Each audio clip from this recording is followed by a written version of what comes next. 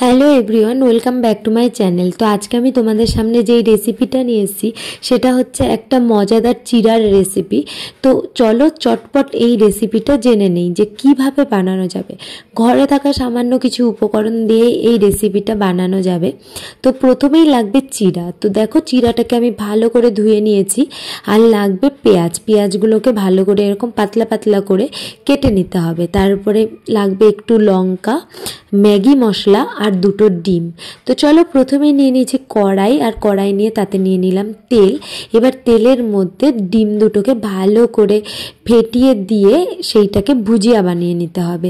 যেরকম করে ডিম ভুজিয়া বানানো হয় সেই রকম করেই ডিম ভুজিয়া বানিয়ে নিতে হবে সামান্য লবণ দিয়ে। তারপরে ডিমটাকে তুলে রেখে ওই কড়াইয়ের মধ্যেই আবার কিছুটা তেল দিয়ে সেই তেলের মধ্যেই দিয়ে দিতে হবে পেঁয়াজ কুচিগুলো। তো পেঁয়াজ কুচিগুলো দিয়ে ভালো করে নেড়ে চেড়ে লাল লাল করে ভেজে নিতে হবে। তারপরে পেঁয়াজগুলো লাল হয়ে ভেজে আসলে তার মধ্যে সামান্য কয়েকটা লঙ্কা দিয়ে তার মধ্যে ছেড়ে দিতে হবে চিড়াগুলো। এবার চিড়াগুলো দিয়ে ভালো করে তেলের সাথে ভালো করে নাড়িয়ে চাড়িয়ে মিশিয়ে নিতে হবে। তারপর দেখো চিড়াগুলোকে একটু ভাজা ভাজা হয়ে আসলে তার মধ্যে দিতে হবে ম্যাগি মশলাটা। এটাই এই খাবারটার টেস্ট আনবে, ম্যাগি মশলাটা। তোমরা ইচ্ছা করলে দোকানের যে কেনা ম্যাগি মশলা সেটাও ইউজ করতে পারো।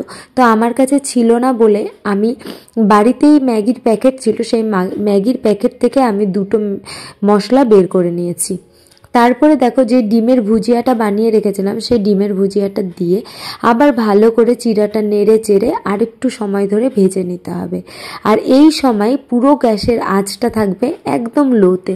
তোমরা যদি হাইয়ে ভাজতে যাও তাহলে না চিড়াটা লেগে যেতে পারে, তাই আঁচটা লো রাখাই ভালো। তারপরে আমি একটা প্লেট নিয়ে দেখো সার্ভ করে নিচ্ছি। তো এই দেখো আমার চিড়ার পোলাওটা, এটা হচ্ছে একটা মশলাদার চিড়ার পোলাও।